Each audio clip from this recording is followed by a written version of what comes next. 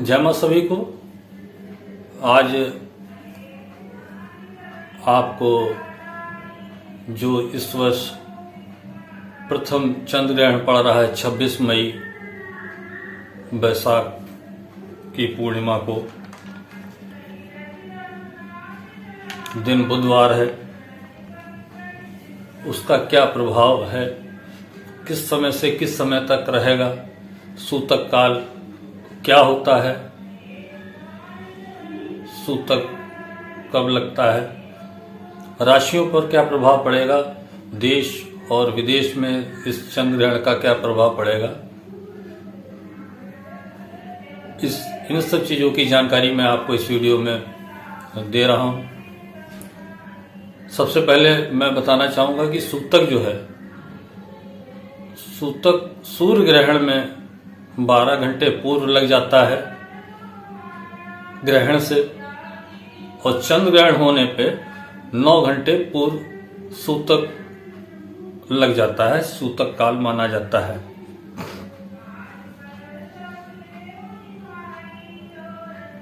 जहां ग्रहण पड़ता है या जहां पर ग्रहण दृश्य होता है, दिखाई देता है, वहां पे ही सूतक काल माना जाता है।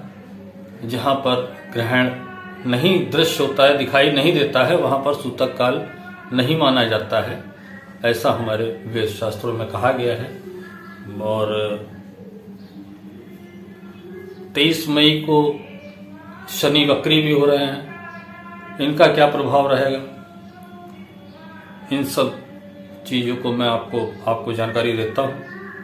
सर्वप्रथम तो ये चंद्र ग्रहण भारत में दृश्य ही नहीं है, बंगाल की खाड़ी, पूर्व उत्तर प्रदेश जो हैं, उनमें आंशिक रूप से ये चंद्र ग्रहण दिखाई देगा।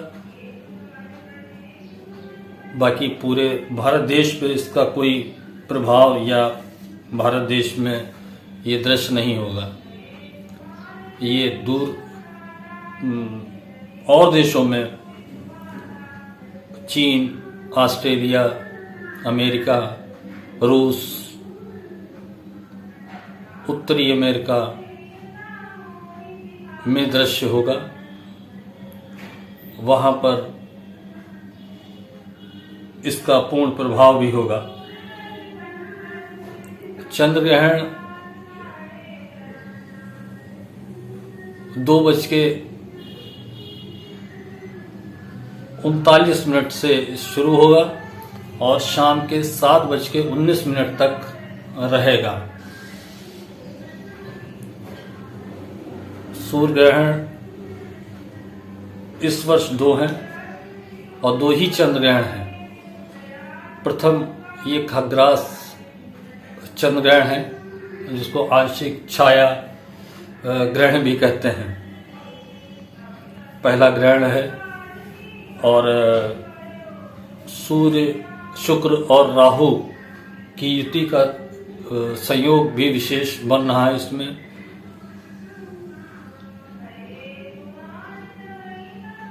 हमारे देश पे भी इसका काफ़ी असर रहेगा और अन्य देशों पे भी इसका काफ़ी शुभ अशुभ दोनों प्रकार के फल देखने को मिलेंगे। सभी राशियों पे इसका प्रभाव अलग अलग होगा।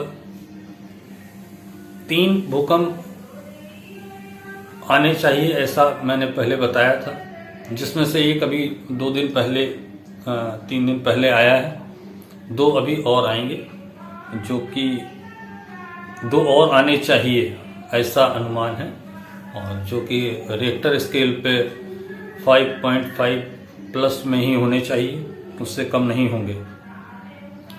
तूफान, जैसा कि आज 2 दिन पहले से ही तूफान भी चल रहा है, 19 तारीख से, आज 21 तारीख है, तो तूफान भी आएंगे, भूकंप की भी घटना होगी। ग्रहण काल में क्या करना चाहिए, क्या नहीं करना चाहिए, इसकी और जानकारी दूंगा। हालांकि यहाँ पर छाया चंद्र ग्रहण है, लेकिन फिर भी ग्रहण अगर पड़ रहा है, सूर्य ग्रहण है, चंद्र ग्रहण है, तो उसका समस्त जनमानस पे और सभी जीव जंतुओं पे प्रकृति पे, पिंडों पे असर प्रभाव जरूर पड़ता है। ऐसे समय में गर्भवती महिलाओं, माताओं को सावधानी से रहना चाहिए। खाना नहीं बनाना चाहिए, खाना नहीं खाना चाहिए, सोना नहीं चाहिए, खुले में नहीं निकलना चाहिए, लैट्रिन बाथरूम नहीं जाना चाहिए। अगर बहुत ही आवश्यक लगे तो खुले में ना जाएं, जो बंद हो। तो खैर घर में सभी के आंगन भी नहीं होते हैं और अटैच्ड लैट्रिन बाथरूम होते हैं, तो यहाँ पर खुले में नहीं निकलना चाहिए। मेन चीज़ ये मानी जाती है कि खुले में आप ना निकलें, चंद्र ग्रहण हो या सूर्य ग्रहण हो, खुले में नहीं निकलना चाहिए। पूजा घर बंद रखना चाहिए। मूर्तियों को, अपने इष्ट देवी देवताओं को, गुरुओं को हाथ नहीं लगाना चाहिए, उनको स्पर्श नहीं करना चाहिए, शोर नहीं करना चाहिए, यात्रा कदापि नहीं करनी चाहिए, यात्रा से परहेज करना चाहिए। बालक, वृद्ध, रोगियों के ऊपर नियम मान्य नहीं होते हैं। गर्भवती महिलाओं को चाहिए कि वो सोए नहीं, कमरे में ही रहें और भजन करें, भजन सुने, चालीसा कर सकते हैं, कोई सुंदर धार्मिक ग्रंथ पुस्तक पढ़ी जा सकती हैं। जो भी अपने ग्रंथ हैं उनका अध्ययन किया जा सकता है। जो लोग साधना मार्ग में हैं उनको अपने गुरु आदेश पे जाप करना चाहिए और घर में जो भी खाद्य पदार्थ हैं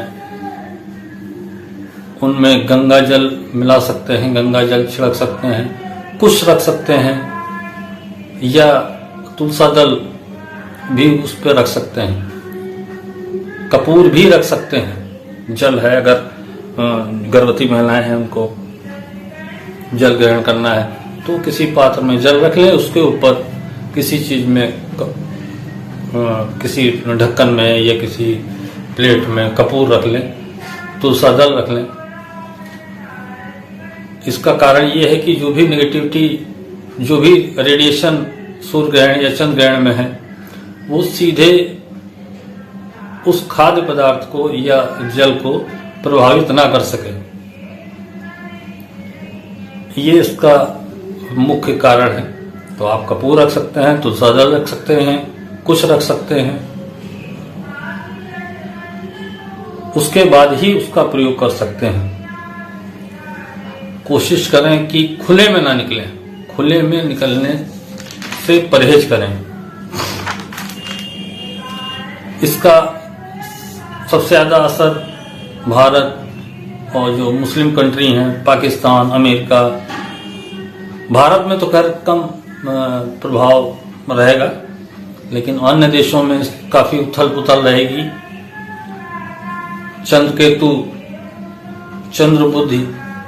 चंद्र बुध युति वालों के लिए मानसिक परेशानी हो सकती है, मानसिक पीड़ा हो सकती है, तो वो इसके उपाय कर सकते हैं। चावल का दान कर सकते हैं। मेष राशि वालों के लिए जरूरी है कि वो संक्रमण से बचें, बीमारी जल्दी उनको पकड़ सकती है। वृषभ राशि वालों के लिए दाम्पत्य जीवन में समस्या आ सकती है। आपस में समझदारी से रहें, प्रेम से रहें, सद्भाव से रहें। मिथुन राशि वालों के साथ में तबादला है, अपने सीनियर से झगड़ा है, शुभ कार्यों में वृद्धि होगी। कर्क राशि वालों के लिए शुभ समाचार प्राप्त होंगे। सिंह राशि वालों के आंखों में, सर में दर्द होने की संभावना है, साथ ही साथ इनको भी शुभ सूचना प्राप्त होनी चाहिए। कन्या राशि वालों का आत्मविश्वास बढ़ेगा, काम व्यापार बढ़ेगा। तुला राशि वालों के लिए आय के स्रोत खुलेंगे, काम उनका चलेगा, धीरे धीरे चलेगा लेकिन चलेगा। वृश्चिक राशि वाले धन प्राप्ति के योग बन रहे हैं, प्रमोशन प्रोन्नति के भी योग बन रहे हैं। धन आगमन इनका ठीक होगा, धन मार्ग इनके खुलेंगे। धनु और राशि वालों के लिए समय अच्छा नहीं है, रोग बढ़ेंगे, पत्नियों को समस्या आएंगी और पत्नियों से अनबन भी हो सकती है। मकर राशियों के लिए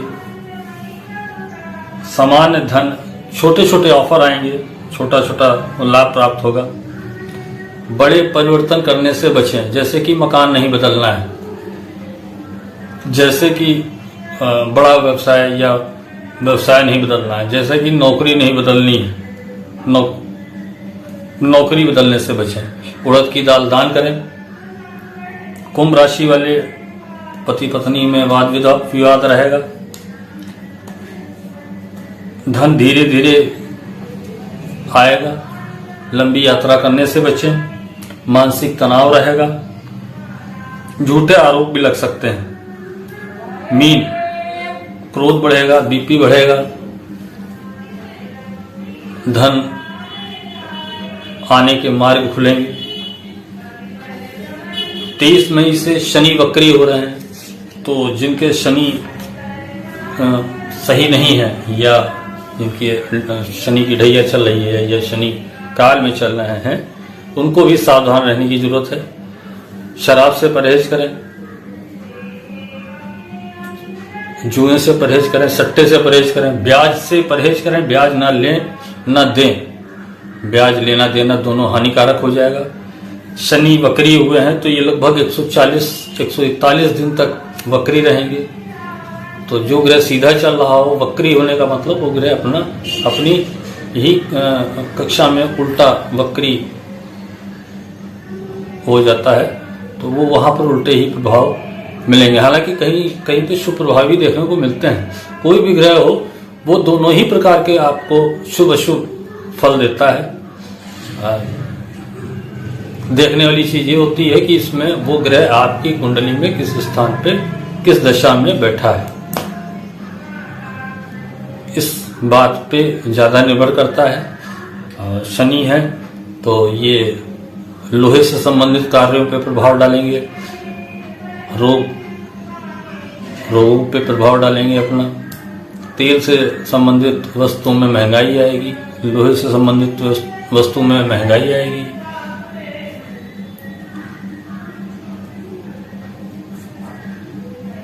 जिनके चंद्र बुध राहु दूषित हैं या कमजोर हैं, उन लोगों को मानसिक पीड़ा भी होगी।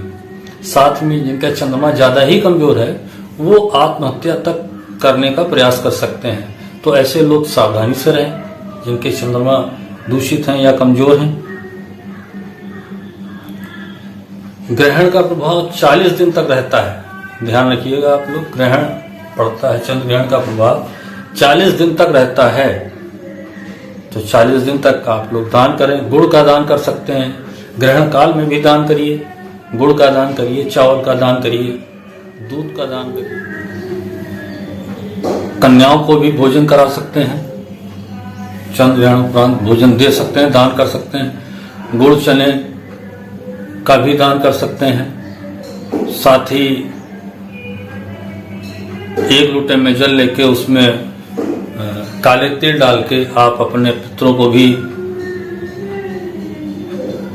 चढ़ा सकते हैं। इससे आपके पितरों का आशीर्वाद भी प्राप्त होगा।